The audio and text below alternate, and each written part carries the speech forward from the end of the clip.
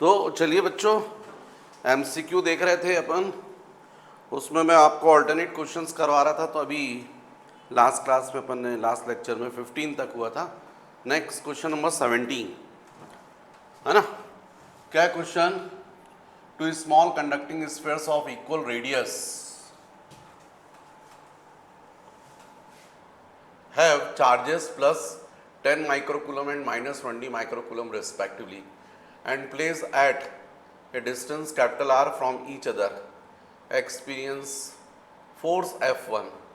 If they are brought in contact and separated to the same distance, they experience force F2. The ratio of F1 to F2. Okay, तो बच्चों यदि अपन बात करें यहाँ पर, तो पहले ये दोनों चार्जेस जो थे plus 10 microcoulomb and minus 20 microcoulomb, separation suppose x और r गिवन है, r ले लीजिए। तो फोर्स लग रहा है F1, कितना जाएगा 9 इंटू 10.9, और डेफिनेटली अट्रैक्टिव था पहले कि एक प्लस और एक माइनस, तो जाएगा 10 micro into 20 micro divided by R square, right. ये फर्स्ट था। अब यदि आप यहाँ पर मान लीजिए माइनस साइन लेंगे तो फिर नेगेटिव हो जाएगा, और नेगेटिव का मतलब फिर क्या बोलेंगे आप? अट्रैक्शन, क्योंकि प्लस और माइनस के कारण है। तो यदि माइनस ही आएगा सेकंड कंडीशन में तो भी क्या कहलाएगा? फिर अट्रैक्शन, और प्लस आ गया तो क्या कहलाएगा? रिपल्शन। तो चलिए ठीक है, यहाँ पर माइनस ले लेते हैं। तो यदि आपने माइनस ले लिया, नेगेटिव फर्स्ट माइनस 20, तो ये माइनस हो गया। तो ये आपका फोर्स था F1। मैं तो आपको मना कर रहा हूँ कि कैलकुलेशन मत कीजिए, क्योंकि वो ऑटोमेटिक जब आप रेशियो फाइंड करेंगे ना तो सारे कॉन्स्टेंट्स कैंसिल हो जाएंगे। फिर दोनों का आपने क्या किया? कॉन्टेक्ट में कर दिया। तो जब दोनों को कांटेक्ट कर देंगे में तो total charge Q is equal to कितना जाएगा? 10 माइक्रोकूलम प्लस माइनस 20 माइक्रोकूलम हो जाएगा। इसका मतलब टोटल चार्ज की वैल्यू जाएगी माइनस 10 माइक्रोकूलम। और जैसे ही आप सेपरेट करेंगे तो हाफ हाफ चार्ज का डिस्ट्रीब्यूशन हो जाएगा फर्स्ट पर और सेकेंड पर। तो फर्स्ट पर हो जाएगा -5 माइक्रोकूलम, सेकेंड पर भी जाएगा -5 माइक्रोकूलम। एकदम क्लियर दिख रहा है कि दोनों के बीच में क्या होगा? रिपल्शन। और रखा आपने सेम डिस्टेंस पर है, कैपिटल R। तो न्यू फोर्स सपोज F2, तो 9 into 10.9 into 5 micro minus into -5 micro divided bye R square, ये हो गया आपका 2। और चूंकि आपको रेशियो फाइंड करना है, ratio of F1 to F2, F1 upon F2। तो इसका मतलब है ये जाएगा 9 into 10⁹ into 10 micro minus 20 micro upon capital R square. F2 9 into 10⁹ into minus minus plus, तो क्या जाएगा आपका 5 micro upon R square, minus into minus plus, ये कैंसिल हो गया। यहाँ पर माइक्रो माइक्रो भी कैंसिल हो गया, R स्क्वायर भी कैंसिल हो गया, और 5 से ये कितना हुआ है? 2, और यहाँ से 5 से कितना हो गया? 4। इसका मतलब F1 upon F2 is equal to 8/1 minus 8/1। तो बच्चों इसका करेक्ट आंसर होना चाहिए B option, B option, right. Good. Next बच्चों question number 19। Equal charges Q are placed at the four corners ABCD of a square of length A. The magnitude of the force on the charge at B will be। तो बच्चों इस question के लिए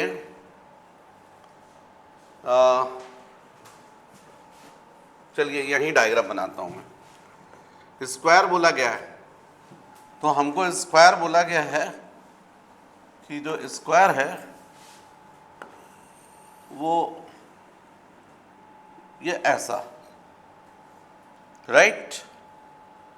अब ये हो गया ए, ये हो गया बी, ये सी और ये डी, और इक्वल चार्जेस है। यहाँ भी स्मॉल क्यू, यहाँ भी स्मॉल क्यू, यहाँ भी स्मॉल क्यू, यहाँ भी स्मॉल क्यू। और स्क्वायर जो है उसकी लेंथ बोला, साइड जो है ना उसकी लेंथ वो बोला गया ए। तो बच्चों ये हो गया ए। तो अब हमको यहाँ पर जो फोर्स लग रहा है वो फाइंड करना है बी पर। तो ये तो तय है कि ए पर जो चार्ज है उसकी वजह से रिपल्सिव फोर्स रहेगा right side. Suppose F1, definitely इस सी की वजह से भी यहाँ पर रिपल्सिव फोर्स रहेगा। सपोज इसको मैंने बोला F2, और डी की वजह से भी जो फोर्स रहेगा वो भी रहेगा रिपल्सिव F3। ये 3 फोर्सेस वर्क करेंगे। यदि इन तीनों फोर्सेस का आप रिजल्टेंट फाइंड कर लो तो वही फोर्स लगेगा किस पर, बी पर। तो बच्चों ये साइड ए है, ये भी ए होना चाहिए, ये भी ए होना चाहिए, और ये होना चाहिए A√2। तो यदि मैं आपसे बोलूं F1 और F2 ये इक्वल होंगे, क्यों होंगे? क्योंकि चार्जेस देखो क्यू क्यू है और डिस्टेंस ए है, तो यहाँ भी ए है। तो definitely F1 is equal to F2 is equal to जाएगा 9 इंटू 10⁹9। अच्छा, एप्सिलॉन 0 के फॉर्म में, तो 1/4 pi epsilon naught Q into Q by a square. ये फोर्स रहेगा F1 और F2 का, केवल फर्क रहेगा डायरेक्शन का। ए के कारण जो चार्ज ए के कारण जो फोर्स रहेगा वो राइट साइड, और इसके कारण अपवर्ड। फर्क आएगा F3 का, ये F3 देखो आप, तो F3 के कारण हो जाएगा 1/4 pi epsilon naught Q into Q upon distance square A√2 square, right. अब आप चाहो तो आपको क्लियर, ये स्क्वायर है तो डेफिनेटली ये एंगल कितना होगा 45। डायगोनल जो रहेगा ना, इक्वल एंगल रहेंगे 45। ये 45 है तो इसका अपोजिट ये भी 45 रहेगा, वर्टिकली अपोजिट। तो आप F3 को रिजॉल्व कर सकते हो। तो F3 का ये वाला कंपोनेंट कितना हो जाएगा F3 cos 45, और यहाँ वाला कंपोनेंट हो जाएगा F3 sin 45। मतलब ये जब फोर्सेस को आप रिजॉल्व करोगे, तो यदि मान लीजिए मैं B पर बात कर रहा हूँ, तो ये फोर्स लग रहा था F1, F3 को जब रिजॉल्व करोगे इस डायरेक्शन में तो जाएगा प्लस F3 cos 45, ये और हो जाएगा, साथ में ऐड हो जाएगा। और इस डायरेक्शन में ऑलरेडी कितना लग रहा था F2, लेकिन जब F3 को आप रिजॉल्व करोगे तो F3 का जैसे ये कंपोनेंट ये हो गया, अब ये वाला कंपोनेंट कितना जाएगा F3 sin 45, और इसी डायरेक्शन में रहेगा तो इसके साथ ऐड हो जाएगा F3 sin 45। अब आपको F3 से भी कोई मतलब नहीं, क्योंकि आपने उसको रिजॉल्व कर लिया। तो अब आपको x डायरेक्शन में मिल गया force Fx is equal to F1 plus F3 by √2 cos 45। ऐसे ही Fy इज इक्वल टू, तो F2 प्लस F3 बाय √2, क्योंकि sin 45 भी 1/√2 होता है। और आपको क्लियर है यहाँ पर F1 और F2 दोनों इक्वल हैं। तो यदि आप देखें, तो यदि मान लीजिए F1 F2 इक्वल है, इनको मान लीजिए आप बोल देते हैं F सपोज, तो इसका मतलब Fx की वैल्यू कितनी जाएगी F प्लस F3 बाय √2, और ये भी हो जाएगा F प्लस F3 बाय √2। मतलब Fx और Fy भी कैसे हैं, इक्वल हैं। तो अब यहाँ पर नेट फोर्स जो रहेगा B पर ये एफ एक्स और एफ वाई की वजह से वो रहेगा root over F X square plus F Y square plus 2fx into F Y into cos 90, क्योंकि एफ एक्स और एफ वाई जो है म्यूचुअली परपेंडिकुलर रहेंगे। तो ये रहेगा रिजल्टेंट फोर्स। अब इसमें भी अपन ने प्रूफ कर दिया कि एफ एक्स और एफ वाई भी इक्वल है, मतलब यहाँ वैल्यू रखोगे तो जाएगा root over F X square plus F Y की जगह भी क्या रख सकते हो एफ एक्स, तो ये जाएगा। तो कुल मिलाकर नेट फोर्स आएगा F B is equal to, दिख रहा है आपको, twice of F X square, square root के बाहर एफ एक्स जाएगा तो अंदर बचेगा रूट 2। ये नेट फोर्स रहेगा F B is equal to. F X की वैल्यू रख दीजिए यहाँ पर, एफ एक्स मतलब क्या है F plus F three by root 2 into root 2। तो जब रूट 2 को मल्टीप्लाई कर दोगे अंदर तो जाएगा एफ रूट 2 प्लस एफ 3, क्योंकि रूट टू फिर कैंसिल हो जाएंगे। तो कुल मिलाकर नेट फोर्स आ गया F B is equal to, value रख दीजिए अब एफ की वैल्यू ये कितनी दिख रही है आपको 1/4 pi epsilon naught into Q square by a square into root 2 plus F3 की वैल्यू रख दीजिए 1/4 pi epsilon naught into Q square by 2a square. अब इसको सॉल्व कर लीजिए, जो भी आएगा उससे आपका आंसर मैच कर जाएगा। मेरे पास यहाँ जगह नहीं है, यदि जगह होती तो अच्छा रहता यार, अब मुझे जगह बनानी पड़ेगी, है ना।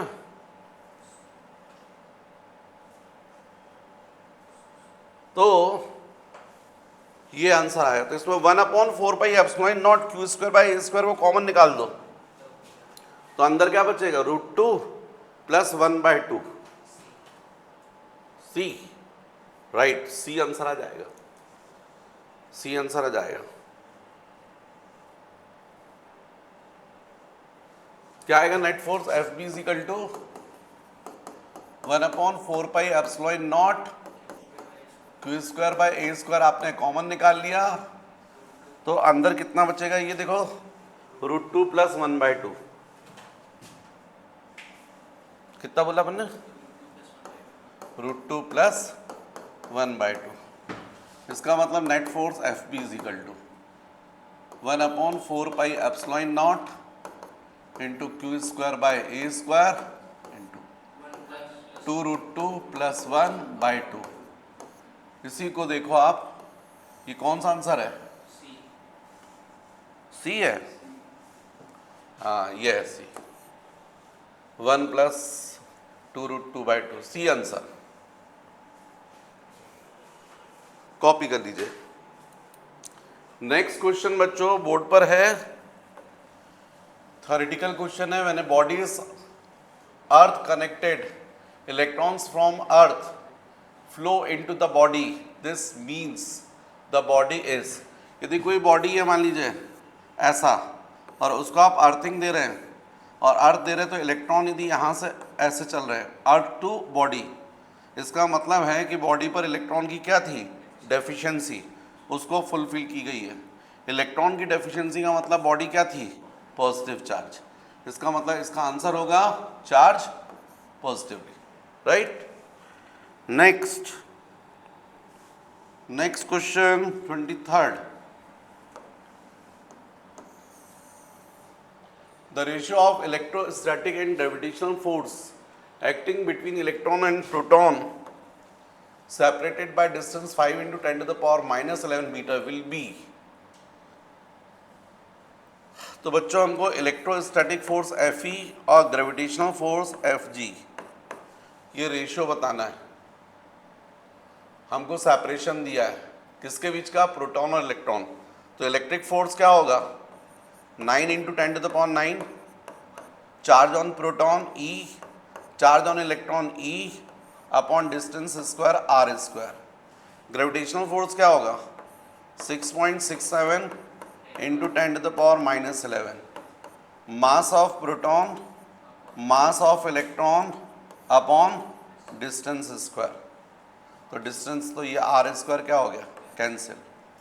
अब जो वैल्यूज़ हैं वो आप यहाँ रख सकते हैं, सॉल्व कर लेंगे, आंसर आ जाएगा F G is equal to, यहाँ पर हो जाएगा 9 इंटू 10⁹ इंटू ये जाएगा 1.6 into 10⁻⁻19 square divided by 6.67 into 10⁻11। Mass of proton 1.6 into 10⁻⁻27 kg। Mass of electron 9.1 into 10⁻31 kg upon, बाकी तो हो ही गया है। अब इसको सॉल्व कर लीजिएगा, तो क्लोज वैल्यू निकाल लीजिएगा, F E upon F G is equal to कितना हो जाएगा, ये 9 into 10⁻9 into 1.6 square into 10⁻⁻38 divided by, denominator में क्या लिखा है 6.67 इंटू 10⁻11 इंटू 1.6 इंटू 9.1 इंटू 10⁻⁻27 10⁻⁻31 -58, ठीक है। तो अब यहाँ पर 1.6 एक कैंसिल हो गया, ये 9 और 9.1 अप्रॉक्सीमेटली कैंसिल हो गया। तो अब आपके पास बच रहा है F E upon F G is equal to 1.6 into 10⁻9 -38, ये ऊपर गया तो +58, ये +11 डिवाइडेड बाय 6.67।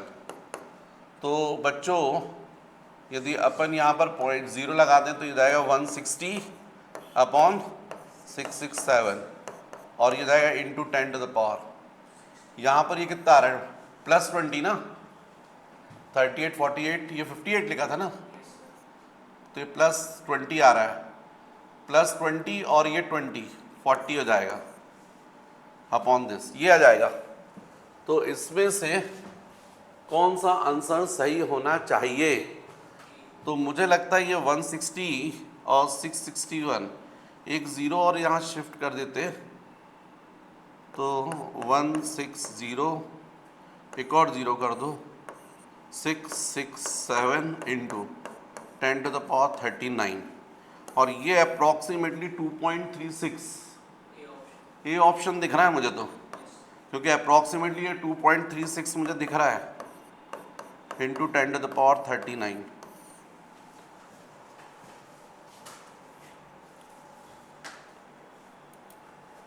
क्वेश्चन नंबर 25 क्या है बच्चों, जरा देखो बोर्ड पर। Two equally charge identical metal sphere A and B repel each other with a force F. Equally charge, equally charge मतलब क्या हो गया, ये Q और ये भी Q और इनके बीच का रिपल्शन कितना है F। लाइक चार्जेस है तो repulsion F। The spheres are kept fixed with a distance r between them, इनके बीच का सेपरेशन हमको दिया r। A third identical but uncharged sphere C is brought in contact with A and then placed at the midpoint of the line joining A and B. The magnitude of the net electric force on C is। जहाँ तक मुझे याद है ये question बच्चों आपने long question की sheet में किया है।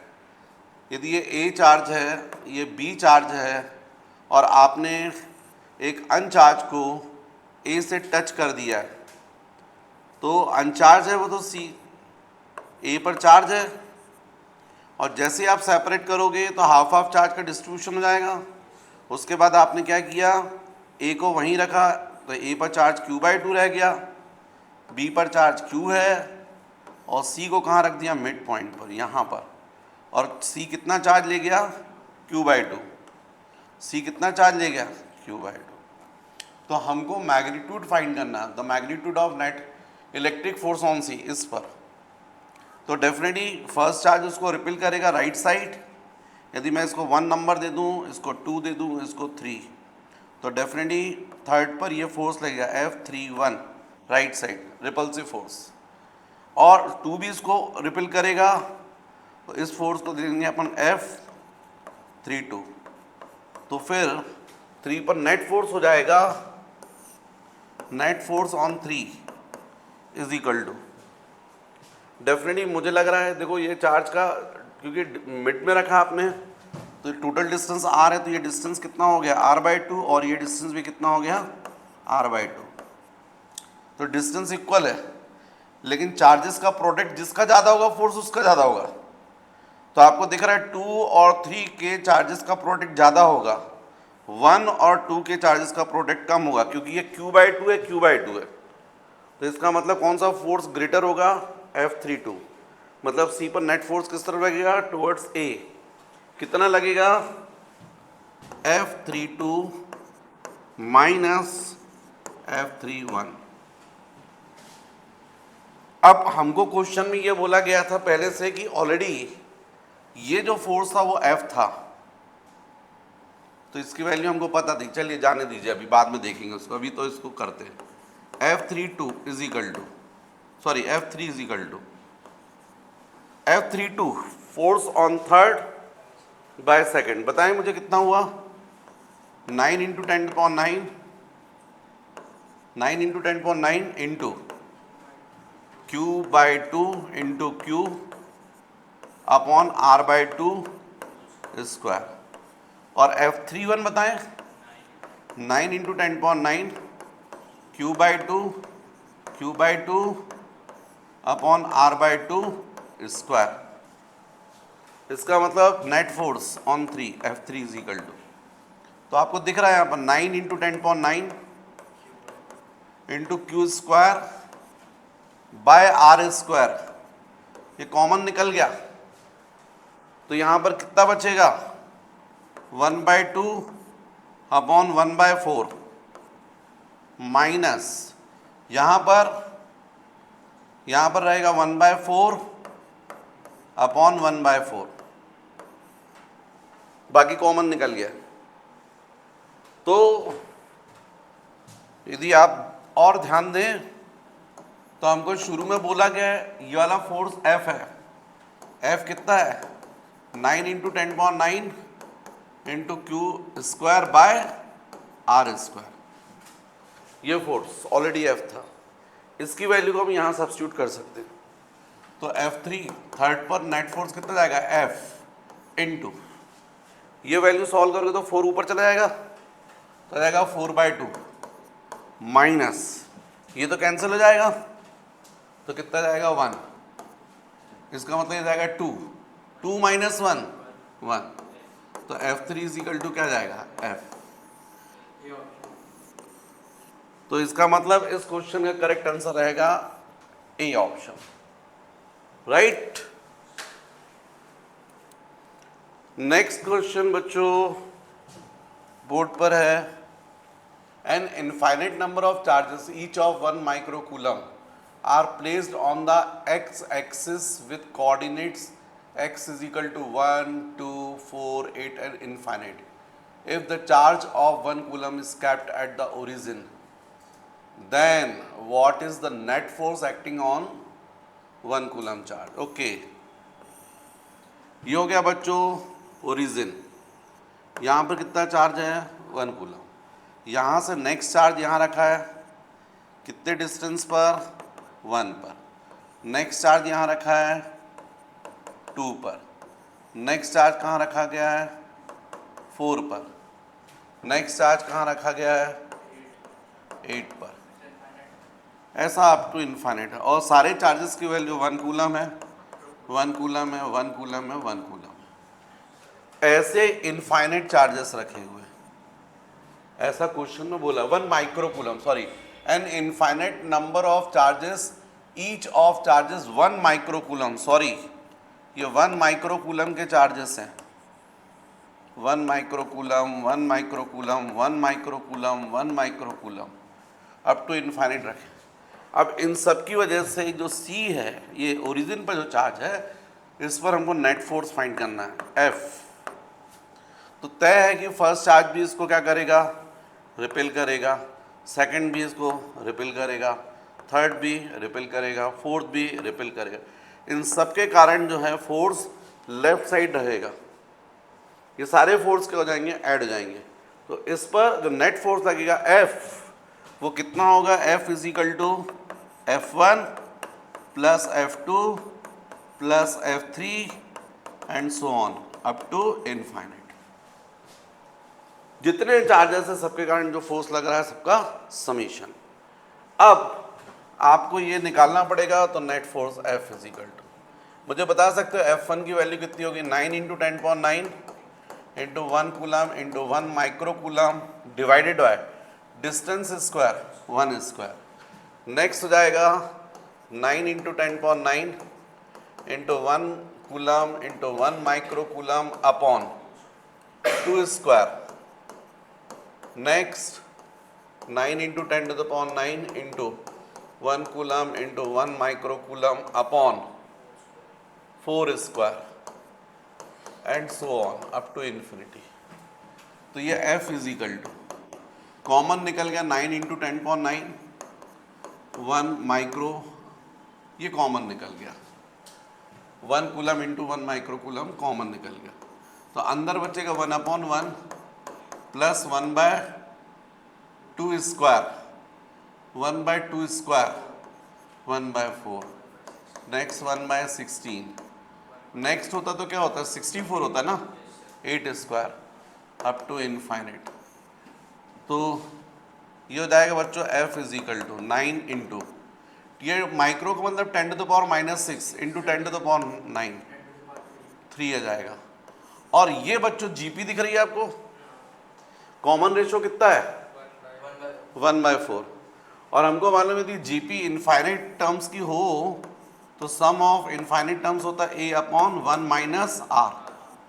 तो फर्स्ट टर्म क्या है 1 और कॉमन रेशो 1 माइनस 1/4 हो जाएगा। तो इसका मतलब है यहाँ पर आंसर आएगा F इज इक्वल टू, ये हो जाएगा 4 LCM 4 माइनस 1 3 और 4 ऊपर चले आएगा, तो 9 into 10 to the power 3 into solve करोगे तो कितना जाएगा 4/3 से क्या जाएगा 3। तो इसका मतलब F is equal to 4 into 3 12,000 newton. तो आंसर जो होना चाहिए वो होना चाहिए बी आंसर 12,000 न्यूटन। तो चलिए बच्चों, कुछ बच्चों के डाउट्स हैं तो चलिए मैं बता देता हूँ। Question number 6, 4 charges are arranged at the corners of a square ABCD as shown in the adjoining figure. The force on the charge kept at the center O is, हमको 4 charges given है और यहाँ एक problem आ रही है बच्चों, ये जो D है इस पर चार्ज नहीं दिख रहा है। जब तक ये चार्ज है, बोलो -2Q है, पक्का देख लिया, चलिए -2Q है तो फिर कर देते हैं इसको। तो अभी फ़िलहाल एक काम करते हैं, हम ये लेते हैं इसको और यहाँ लिख देते हैं -2Q। अब ठीक है, चलिए। तो फिर इस वाली सिचुएशन में यदि आप बोल रहे हैं तो देखिए 4 charges are arranged at the corners this ABCD. The force on the charge kept at, यहाँ पर यदि सेंटर पर यदि अपन कोई चार्ज रखते तो उस पर फोर्स। तो एक बात तो समझ लो बच्चों, यदि ये स्क्वायर दिया हुआ है ना, यहाँ पर +Q चार्ज है, ये +Q चार्ज है, ये -2Q है और +2Q है। अब आप सेंटर पर कोई भी टेस्ट चार्ज रख दीजिएगा, इस पर the force on the charge kept, force बताना है। तो एक चीज़ तय है कि ये प्लस क्या करेगा, इसको रिपल्सिव फोर्स लगाएगा, क्योंकि ये तो डिस्टेंस अब बराबर है ना, इक्वल है, ये स्क्वायर है। तो मान लीजिए साइड ए है, ये ए है, तो ये पूरा कितना होगा a√2, हाफ करोगे तो कितना जाएगा a√2/2, तो ये भी a बाय जितना कॉर्नर से सेंटर का डिस्टेंस इसका होगा उतनी इसका होगा, तो यहाँ ये सब इक्वल होंगे। अब ये जो फोर्स चार्ज है इसको क्या कर रहा है, रिपल्सिव फोर्स, जितना लगा रहा है उतना ही ये भी रिपल्सिव फोर्स लगाएगा, क्योंकि चार्जेस के प्रोडक्ट देखो आप सेम है, Q इंटू क्यू नॉट, यहाँ भी Q इंटू क्यू नॉट, और डिस्टेंस भी देखो सेम है, तो इन दोनों के रिपल्सिव फोर्स एक दूसरे को क्या कर देंगे, कैंसिल। लेकिन यहाँ पर यदि प्लस चार्ज है तो ये -2Q क्या करेगा अपनी तरफ, अट्रैक्ट, और ये +2 क्या करेगा, रिपेल। तो इसके ऊपर जो नेट फोर्स लगेगा वो इस साइड लगेगा। तो जैसा अपन को दिया है ABCD, तो BD डायरेक्शन में लगेगा, BD डायरेक्शन में, यदि नेगेटिव चार्ज है तो केवल यहाँ डायरेक्शन से रिलेटेड है, तो हमारा आंसर होना चाहिए अलोंग द डायगोनल BD इस डायरेक्शन में। तो इसका करेक्ट आंसर होना चाहिए C। फिर बच्चों नेक्स्ट डाउट है क्वेश्चन नंबर 8। तो देखो एकदम सिंपल है, 2 small spheres each having charge +2Q are suspended by insulating threads of length L from a hook. The arrangement is taken in space where there is no gravitational effect, then angle between the two suspensions and the tension in each will be। यदि अपन space में न लेकर अपने earth atmosphere में करते तो उस condition में डायग्राम ऐसा बनता, ये ऐसा रहता है, एक स्फीयर ये होता, फर्स्ट स्फीयर इसके ऊपर लगाता रिपल्सिव फोर्स, ये इसके ऊपर लगाता रिपल्सिव फोर्स, यहाँ पर बॉडी का वेट होता है mg डाउनवर्ड, यहाँ भी होता है वेट डाउनवर्ड, और इसमें होता है टेंशन, इक्विलिब्रियम पोजीशन ऐसी बनती।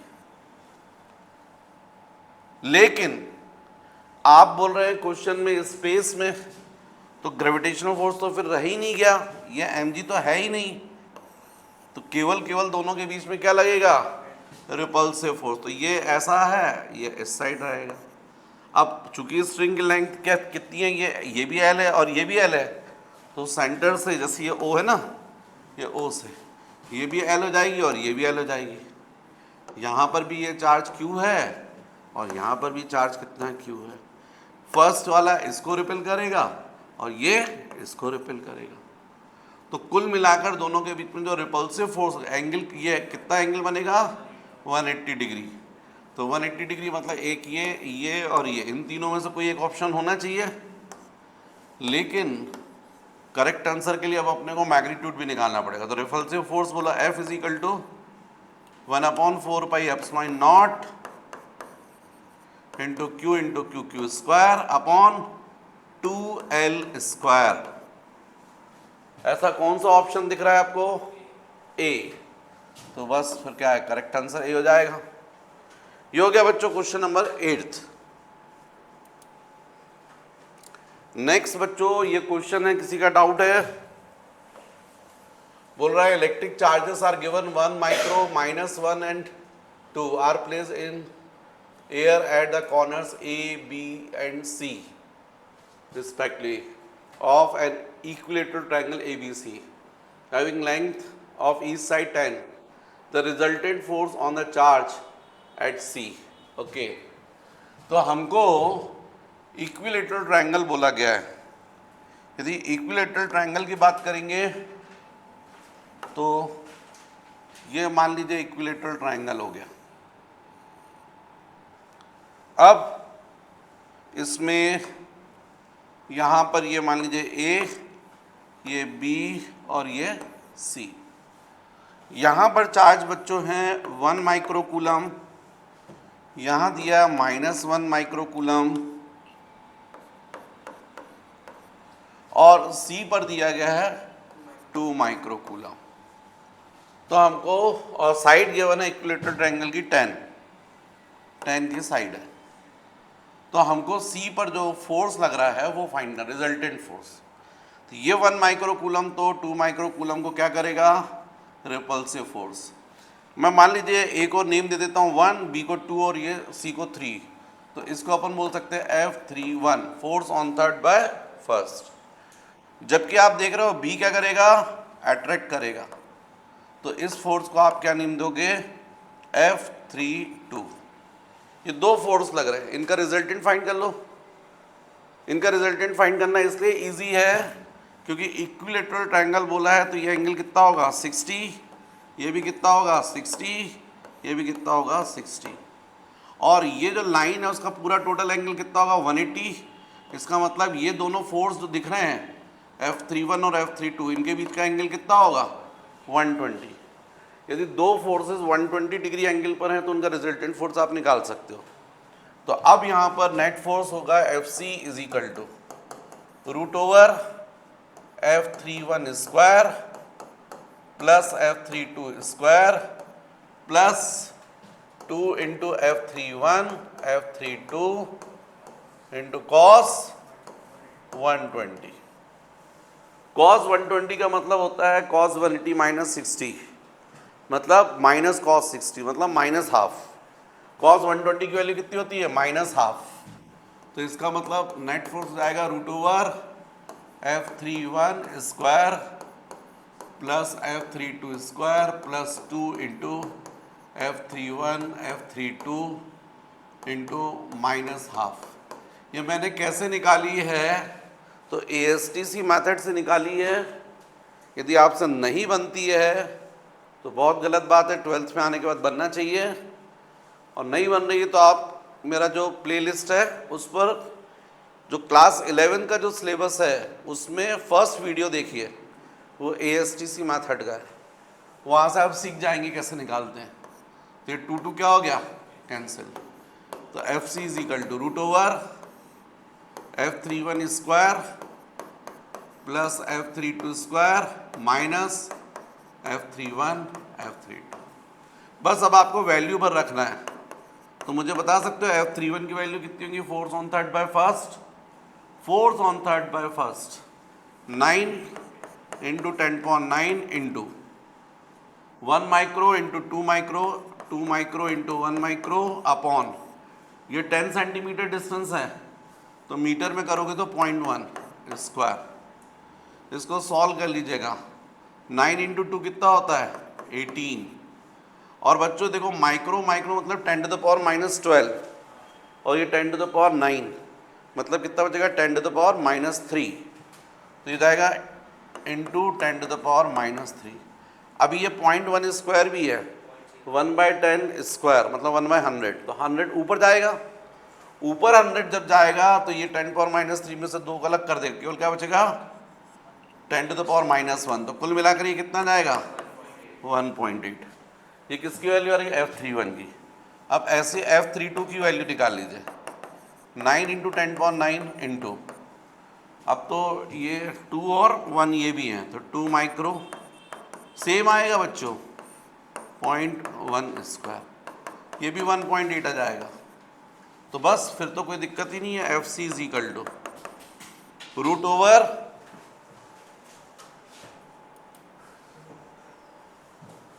हाँ कितना हुआ भैया, कितना हुआ 1.8 square plus 1.8 square minus 1.8 into 1.8 मतलब 1.8 स्क्वायर, तो एक तो कैंसिल हो गया और एक निकलेगा तो कितना हो जाएगा 1.8। इसका मतलब नेट फोर्स जो लगेगा वो बी ऑप्शन, राइट। तो बच्चों नेक्स्ट एक क्वेश्चन डाउट है बच्चों का, वो है क्वेश्चन नंबर 20। ये है क्वेश्चन, दिख रहा होगा, एकदम सिंपल क्वेश्चन है। क्वेश्चन है 2 spherical conductor B and C having equal radii carrying equal charges in them repel each other with a force of F। ये B है और C है, इक्वल चार्ज है Q, सेपरेशन है R, और ये एक दूसरे को रिपेल कर रहे हैं विद फोर्स F। ऐसा क्वेश्चन में बोला गया 2 spherical conductor B and C having equal radii and carrying equal charges in them repel each other with a force F when kept apart at some distance, right. तो F की value कितनी होगी या F की value होनी चाहिए 9 into 10⁹9 into Q square by R square. ये force की वैल्यू है। अब क्या किया गया है, a third spherical conductor having same radius as that of B but uncharged is brought in contact with B, then brought in contact with C and finally removed away from both. The new force of repulsion between B and C. एक और आ गया है third conductor, उसको अनचार्ज conductor, उसको पहले किससे touch कर दिया है, B से। अब लाकर आपने टच कर दिया तो B पर ऑलरेडी कितना चार्ज था, Q, इस पर जो था वो अनचार्ज है, लेकिन जैसे आप इसे सेपरेट करोगे तो बी पर जो चार्ज रह जाएगा वो कितना रह जाएगा, हाफ हाफ हो जाएगा।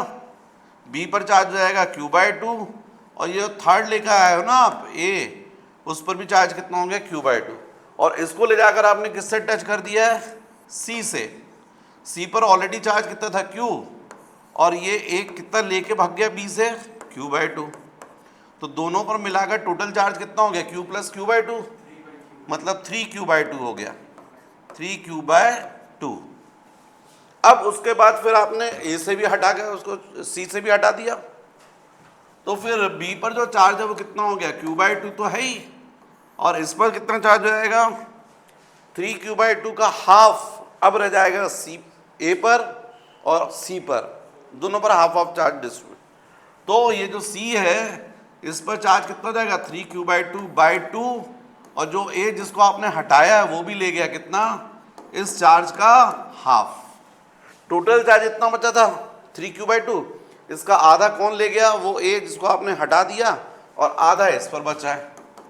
अब अभी भी इनके बीच का डिस्टेंस कितना है, R है, तो अब जो न्यू फोर्स होगा F' वो कितना हो जाएगा, 9 into 10⁹9 into Q/2 into 3Q/4, ये 2 इसके साथ मल्टीप्लाई होगा ना, 4 हो जाएगा, अपॉन R²। तो बच्चों ये F' की वैल्यू देखो, ये 4 इंटू 2 8 हो जाएगा, तो 3/8, 3/8 कॉमन निकल गया, क्या बचेगा, 9 इंटू 10⁹9 इंटू Q²/R²। और ये वैल्यू किसके इक्वल है, F के। इसका मतलब F' की वैल्यू कितनी हो जाएगी, 3/8 टाइम्स ऑफ F। तो इसका करेक्ट आंसर होगा डी आंसर, 3F/8।